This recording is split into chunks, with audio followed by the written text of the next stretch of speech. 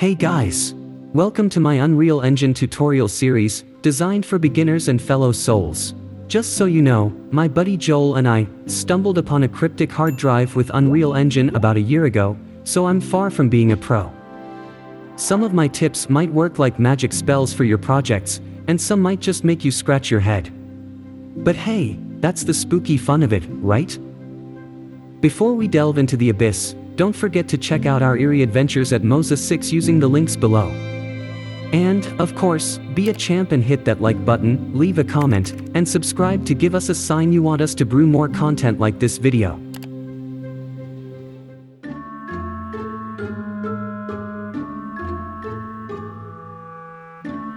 During my year-long fling with Unreal Engine, every time I stumbled upon a solution to a tricky problem while creating Unreal scenes, I took a screenshot and scribbled some notes for future reference, never mind the ghostly typos.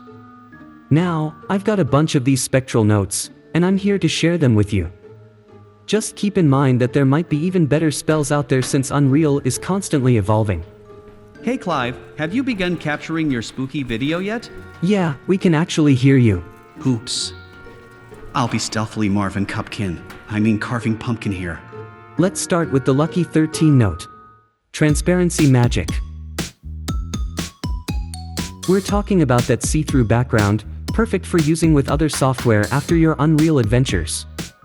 There are multiple ways to pull off this trick, and I've used two incantations.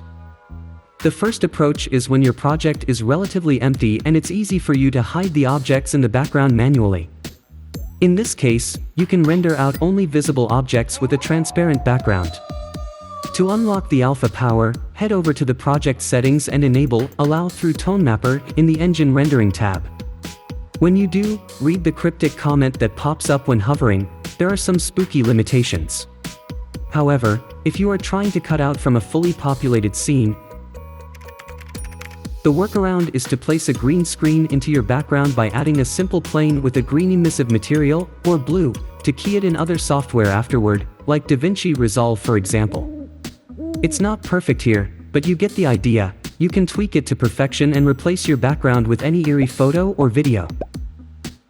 Another use case is when you need to slice something out of your material. First, create a new material, set material domain to surface, blend mode to masked. On the right, use a regular image texture connected to base color and use a mask image texture where cutout parts are black and connect it to the opacity mask. You can create the black and white mask in any photo editing application. Note number 12, Ghost Shadow. This is a cute little hex on how to make a ghost shadow, even when you don't see the object that's casting it. So, to make your asset disappear, in its settings, search and enable visible in scene capture only and make sure distant field shadow is enabled too.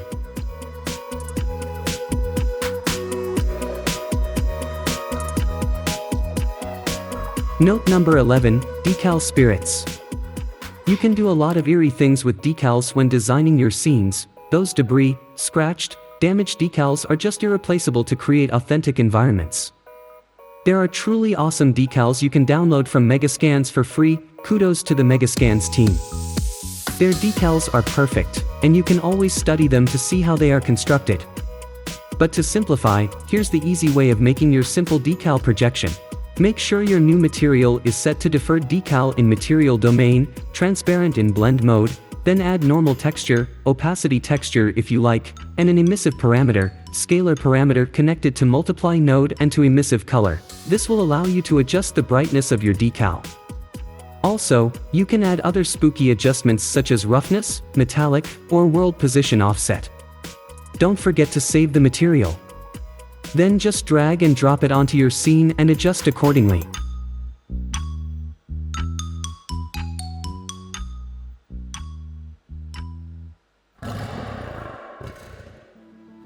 Note number 10, Normal Map spell in Photoshop.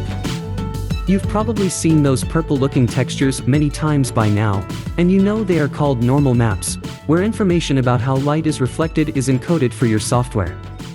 When using normal maps, it makes your texture look much more realistic.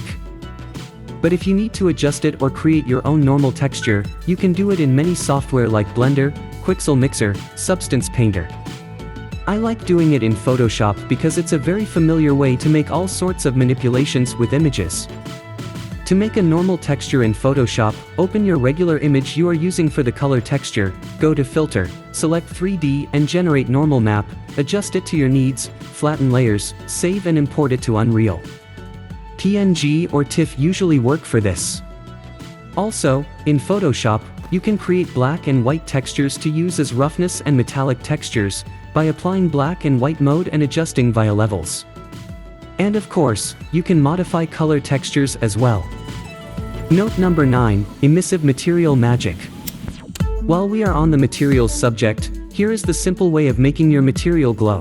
Maybe you have noticed some materials just glow, but others also emit much more glowing light.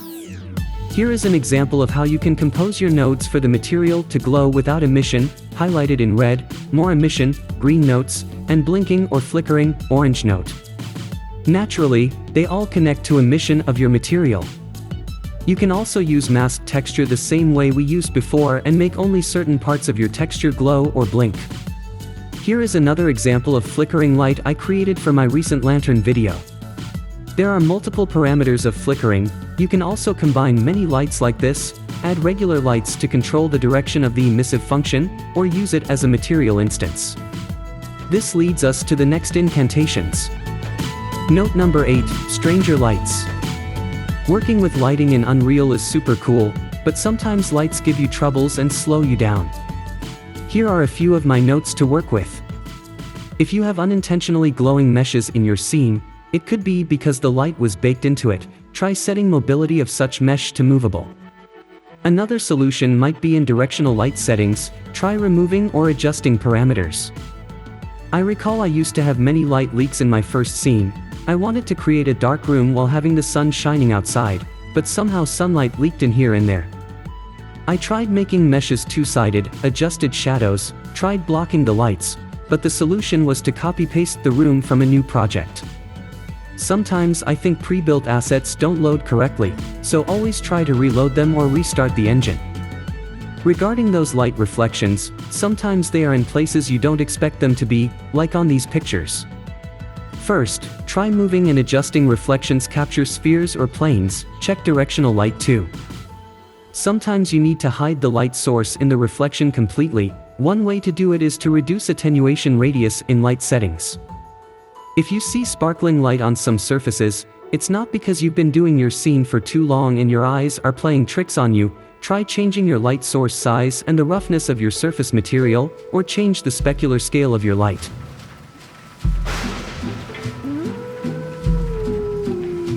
Note number 7, Eye Trails in the Fog.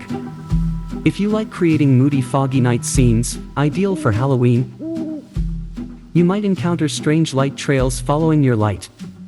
No worries, just drop this console command, r.volumetricfog.temporalreprojection 0. If you want the trails back, you know what to do, flip it to 1. Also, you can improve the resolution of your fog trails by entering these console commands. In this example, it's not very obvious, but depending on your scene, it will make a big difference. Number 6, Objects Gone Wild in Water. Another mysterious behavior you may encounter while working with water buoyancy. I remember I tried to create rose petals floating in the bathtub, and the petals didn't stay put, they jumped out of the water like crazy. It was my first scene actually, and it was very confusing. Try tweaking the precision of your object collision settings. Also, fiddle with the damping and mask settings in the physics tab of the mesh. Note number 5, Mirror on the wall. Mirrors can be a great addition to your scenes. But first of all, it all depends on whether you use lumen or ray tracing for mirrors. There are many comparisons out there, and maybe it will be improved with time. As for now, I use ray tracing for mirrors. You can adjust all sorts of settings for reflections in post-processing volume settings, such as the number of bounces to make an infinite mirror, like in this particular example, I could recreate now. If by any chance you have a black background in mirrors while the number of bounces is higher than 2, try this console command. Keep in mind that a lot of reflections can put a significant load on your system, so maybe the next trick could be handy. Note number 4, FPS check. To place your current frame rate in sight, just pop this console command, stat FPS. It's like checking the pulse of your scene. Make sure it's not flatlining.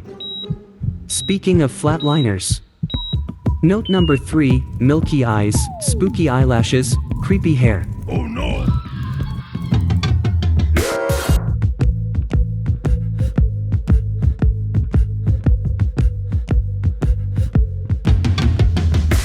Not sure what I was doing wrong, or maybe it was only in early versions of metahumans, or was it a special Halloween zombie patch from Unreal, haha. But I encountered this a few times, when metahumans' eyes look like they've seen a ghost, milky with weird eyelashes.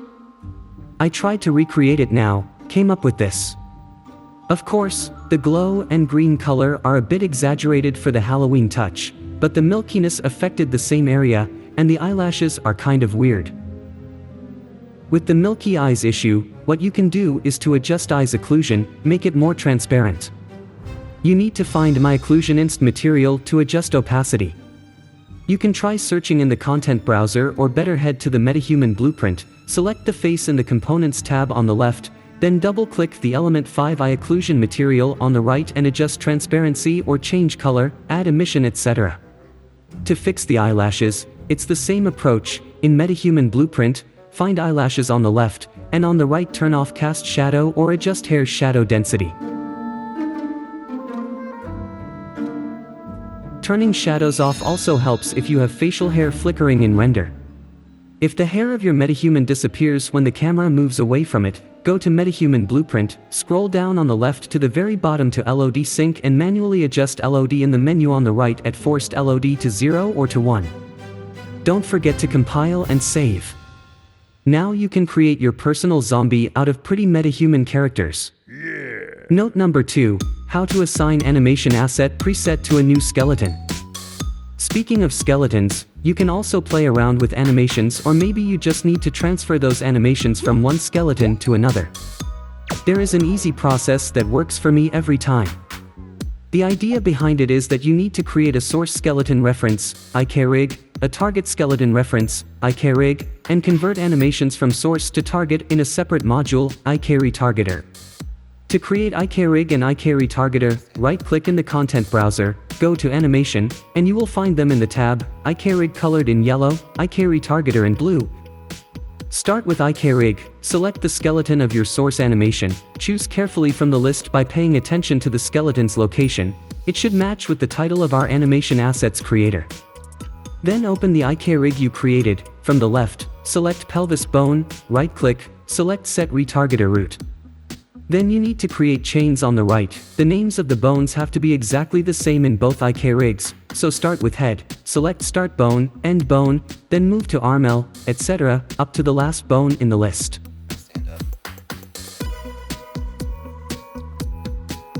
If you don't have fingers animation, you can skip them. So the last step to transfer animation, create a new ikretargeter, select source ikrig when prompted, select target ikrig, and from the available animations, just select animations you need and click export selected animations, save that animation afterwards, and now you can use it on your target skeleton. And it can be fun too, like you can transfer different animations to different characters, like this werewolf, look at his martial arts and dancing skills.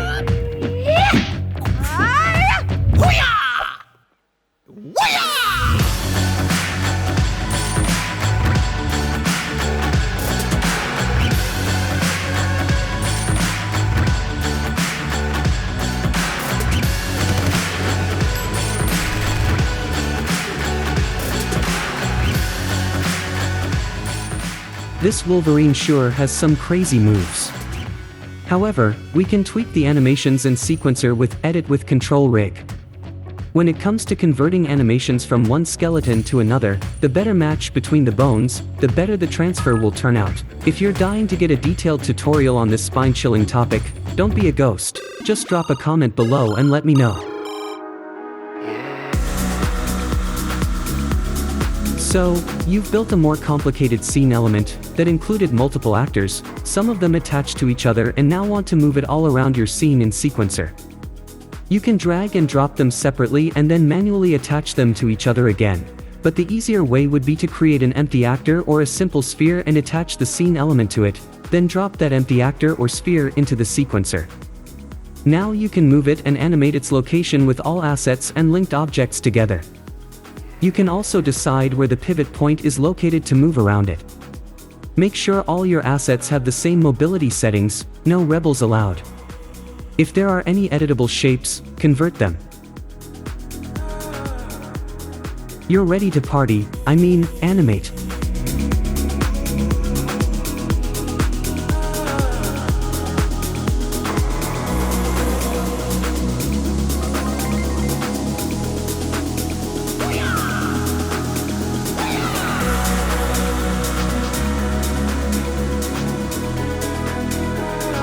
And just like that, it's a wrap for this spooktacular episode.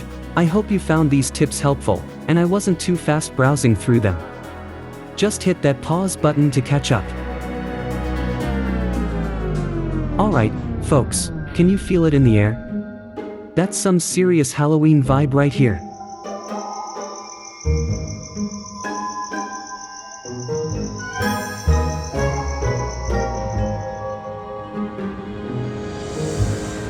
It's just me. How about this pumpkin? Holy mummy wraps, Joel. Your jack-o'-lantern and decorations are wickedly awesome.